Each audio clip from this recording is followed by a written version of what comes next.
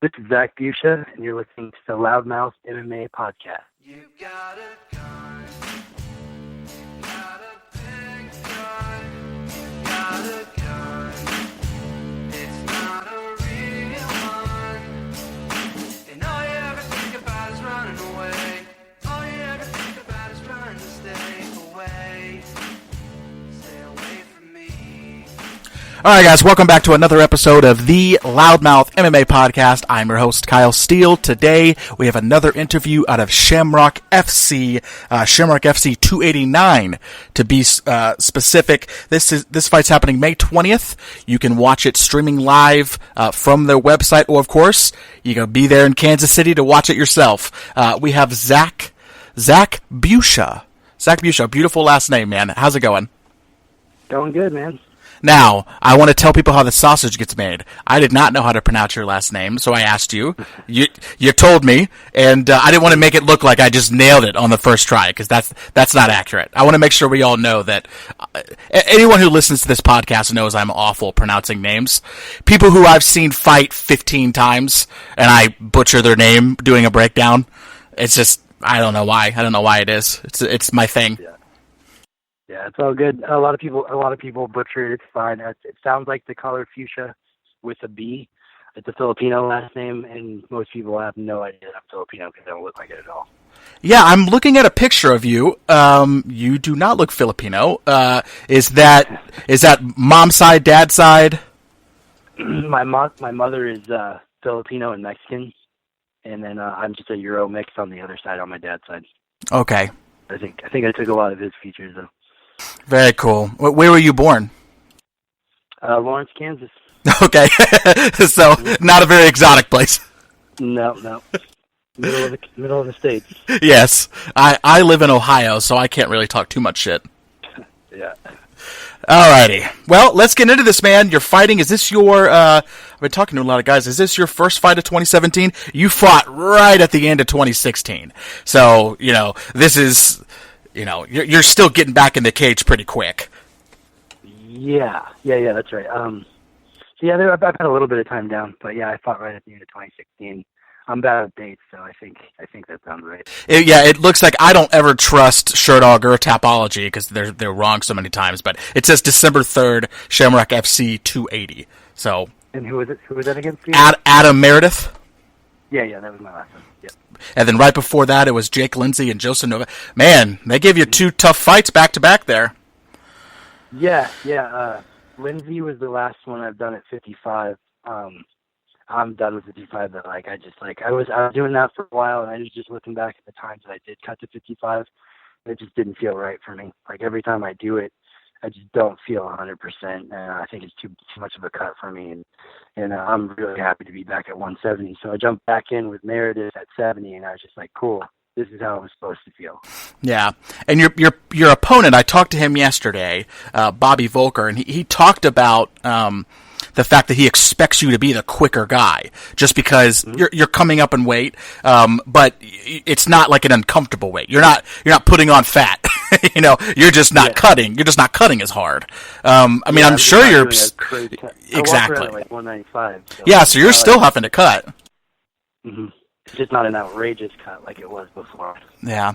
And what was your reason for going down to 55 in the first place? Is it just kind of you thought that's where you'd have a advantage? Years of people kind of being in my ear about it, because it just used to be that mentality, like the more you cut, the better, because you're always going to be the bigger guy, and all that stuff. And I think I look like I can cut more than I can.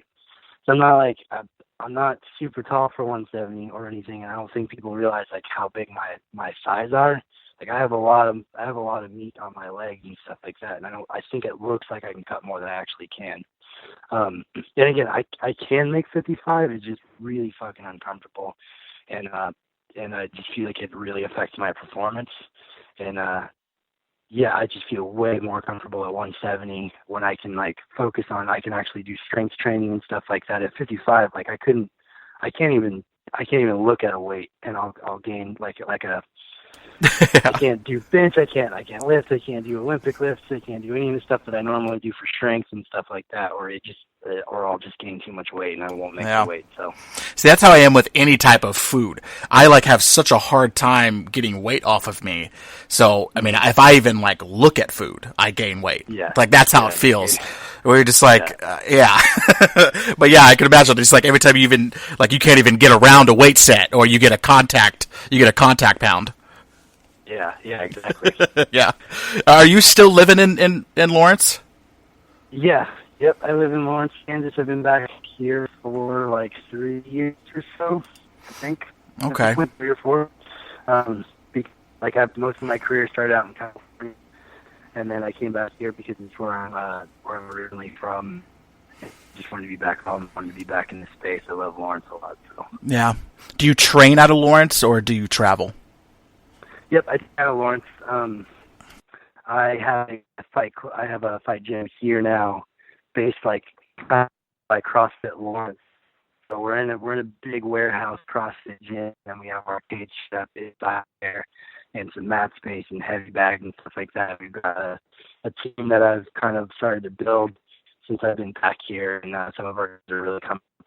We also have we're teamed up with West Combat Academy, which is in Topeka, which is only 30 minutes away.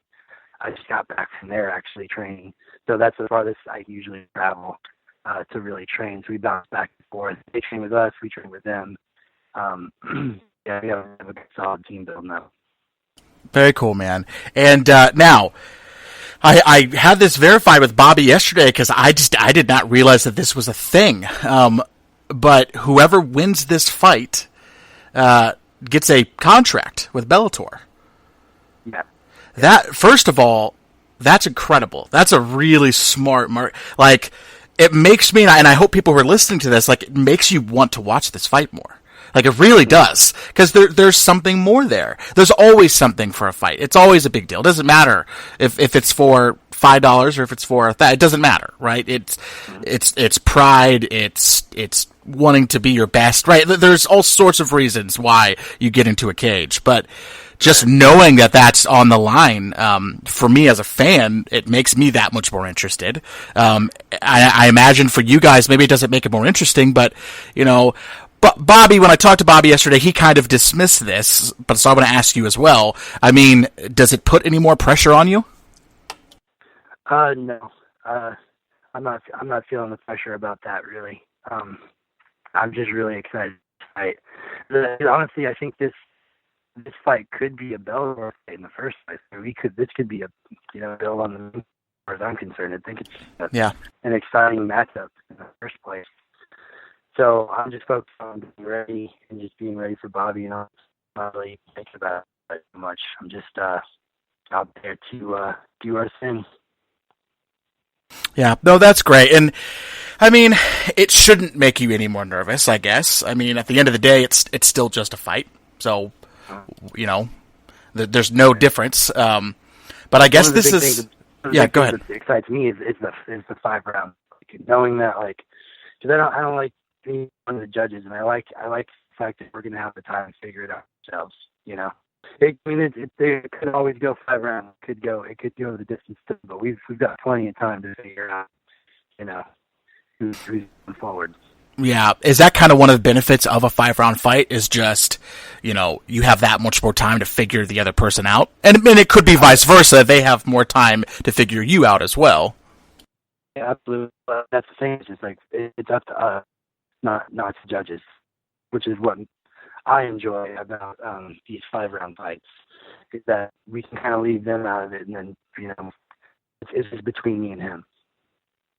Yeah, great, man. No, I mean, I'm excited.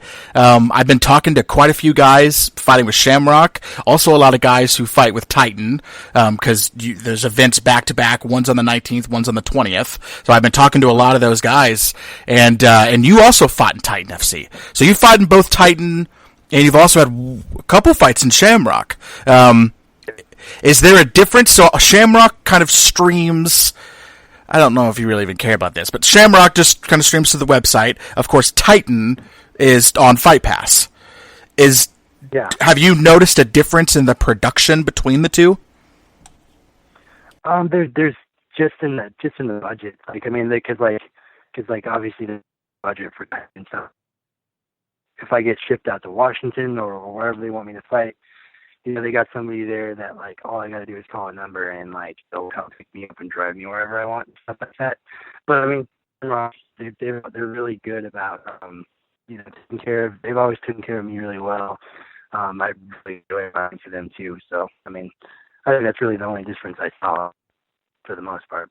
Yeah, just budget. And of course, I mean, Titan would have a bigger, I mean, there's no way around it. Shamrock's a great organization, but yeah, Titan's going to have they're going to be able to pay more. They're going to be able to do a lot of stuff, but again, I'm in for the opportunity to push forward, so I'm not really concerned with, like, the immediate stuff like that. I'm concerned about, of course, getting the good fight and then helping that push me to the next level and take that next step, whether that be Bellator or something along those lines. Yeah, well, it's cool, man. I mean, you fought all over the place. Yep. You have a cool. I mean, you fought in Strikeforce, which is awesome. There's that connection to Bellator there. You fought in King of the Cage. Yeah, man, you've had a chance to travel around. What's kind of the coolest? Have you gotten to travel out of the country with any of them? Not out of the country just yet. I've gotten a few offers, but it just never panned out. Yeah. But yeah, all over the States though, for the most part. Very cool. That's awesome, man. And I think it helps with, you obviously have experience just from your record, right? You have, 24 professional fights? 22? Mm-hmm. Yeah. Something like that. I'm not good with math on the fight. It's 24. I'm looking at it right now. I think it's 24, and I think on ShareDog, I know one of them is missing because it didn't get reported, which really sucks because, like, I fought this guy that was, like, 5-0, like, up in Northern California, and then the promoter, I don't even remember the fucking name of the promotion. But it was a tough guy who was 5-0 that they bought from Southern California. I was living in Northern California at the time. Yeah, I choked the guy out in like 30-something seconds, and it doesn't show up on my record. Oh, man. I'm undefeated guy, and then, like, yeah, it's just a win that doesn't get marked on my record because, they didn't report it. Shitty promoter. Yeah. You know who I had? So, I think it was the first time I had Sam Alvey on. We were talking, and I said his record, and he said, well, actually, my record is blank. And I was like, oh, okay, like, what's the correction? And he tells me this story about this fight that he had a couple years back, where he absolutely destroyed the guy, and then lost a decision. And it turned out that the guy who he was fighting was like brothers with a judge or something in this organization. So, of course, I mean, I like Sam. Sam's a great guy, but, like, my BS meter goes off just because a lot of fighters say that I destroyed that guy. And then you watch the fight and you're like, yeah, you didn't, but okay, So I went back and watched the fight. He destroyed him. I mean, it wasn't even close. In fact, one of the rounds was probably a 10-8. And he lost the fight. It made absolutely no sense. So, yeah, man. Some of those tiny promotions. It's unfortunate when that happens. But, yeah, you go to those smaller shows sometimes and you don't know what you're going into, especially you get the local, you're not the local guy, and then you show up. And, yeah, you usually got to put those guys down. You got to make sure you finish it because if it goes to the decision at all, you're probably not going to be in the favor. Man, I was just trying to think. I was going to try to type it in real quick, but I can't remember. There was that, I think her name is Jessie, like Jessie Jess. I don't remember. She's one that has, like, the pink hair. She just fought for, like, a brand new promotion. They're having their first fight. I'm looking it up right now. It's called Battlefield. Battlefield, The Great Beginning. It was the first show in this promotion, I think, in Asia. And their top 4 or 5 fighters, they haven't paid yet. And the fight happened in March. Damn. Yeah, man. Again, it's just like, you don't know what you're getting into with some of these things. I mean, and as far as I'm aware, they're still waiting. And Jessica fought Sarah Kaufman. And neither one of them have gotten paid. I mean, and the fight happened March 18th. So, yeah, it's good. You're in Shamrock, though. They're not going to do that to you. Titan's not going to do that to their guys or women. You know what I mean? That's great. Yeah, the worst that, like, I ended up, like, Titan was a little bit rough at one point because they ended up having to cancel one show, like, right before the fight that I was supposed to be on. That was a little bit rough. But, I mean, they didn't do it on purpose. It just was what it was. Ended up having to just scrapped the whole card. Yeah. I don't know. It was a series of things that happened, but even the bigger ones, stuff goes wrong. Oh yeah. Well, how about that card for the UFC that they had to cancel in the Philippines? And then try to get people back on, and some of that stuff was never rebooked. I know a big issue that Cole Miller had was that he never got, in his mind, adequately paid for that kind of stuff. So yeah, it doesn't matter. I mean, any promotion you're going to be in, there's the potential for issues. But at least when you're in a promotion like Shamrock or like Titan or like Invicta or like obviously the UFC, Bellator, the big ones, these promotions have track records, and barring these little incendiary circumstances, you're pretty good to go. Yeah. They're gonna do their best to take care of you for the most part. Yeah, very cool, man. Well, I appreciate you taking your time. I don't want to keep you on here too long. I'm going to be putting all the interviews from the guys with Titan all on one show, and all the guys with Shamrock on one show. So that way we have two really cool shows. Your guys' fights are back to back. Going to be a great night of fights. I'm looking forward to it, especially this one. Obviously you have that extra thing that's there that makes you want to watch it. But just having gotten the chance to talk to both of you, you're both extremely nice, respectful, well-spoken, intelligent people, and that's always good out of fighters. That's not the case all the time. I've had some of them on my show, so it's nice to talk to people who are nice and respectful. He had nothing but positive things to say, and I mean, what are you expecting from this fight? I mean, are you expecting it to be a 25-minute-er? I mean, I guess you kind of alluded to this earlier. Sorry, what did you say? You cut out. Sorry. I was saying, what are you kind of expecting from this fight? You kind of alluded to it earlier, but are you expecting this to go all the way? It could go all the way, or I'm actually not expecting it to go all the way, but I could see it going into deep waters though. That's a very likely possibility, because I mean it's gonna be explosive no matter what. There's always a possibility of it going down in the first round and then that's it. But it's very likely too that we get pushed in the fourth round or the fifth round or something like that, and then finishing it there. In my eyes, I think it's going to get finished, but we'll just see what happens. Either way, it's going to be an intense one and a fun one. So I'm really excited about it. I want to put your feet to the fire a little bit. I don't generally ask this question, but I'm just interested. What do you think is going to be your biggest obstacle that you have to get past in this fight? He's a powerful guy. So he's going to be. I think he might be a little bit bigger than me. Well, I shouldn't say I think. He's bigger than me. Like he's a big 170. He's fought at 185, 185 several times. That's going to be one thing. I just don't want to be muscled around by him, and it's like a Terminator. You can put him down over and over again, and he'll just keep marching. So that's one of the reasons why I'm going to make sure that I'm ready for it to go into those later rounds, because he can be dropped over and over again, and he just pops right back up and starts throwing again. Yeah, it's incredible. Again, one of the things that's going to make it an awesome, fun fight. Yeah, I was about to say, I mean, at the end of the day, that's just going to make this a fantastic fight. And you guys are headlining Shamrock FC 289, correct? Yep. Great, man. And this is your second headline back-to-back. You also headlined the last card with it. That's great, man. That's great. I'm rooting for you. I like both you guys. I'm rooting for you equally. Can I say that? Can I say I'm rooting for you equally? Because I liked both of you. Okay, great. Yeah, absolutely. Yeah. All right, man. Good battle with a couple of good guys. It's not like either there's any bad blood here. But that's definitely not going to hold either of us back. So, no, he's standing in the way of what you want, and you're standing in the way of what he wants. Yeah, it's that simple. It's that simple. Mm-hmm. So that's great, man. It's going to make for a great fight. I'm looking forward to it. The floor is yours. Anybody you want to shout out? Tell us where to find you on social media, sponsors, anything you want to say. This is your time. Just check out this fight. Make sure you're watching. Check out Shamrock FC's website if you want to check out the site and you can't make it to the actual site.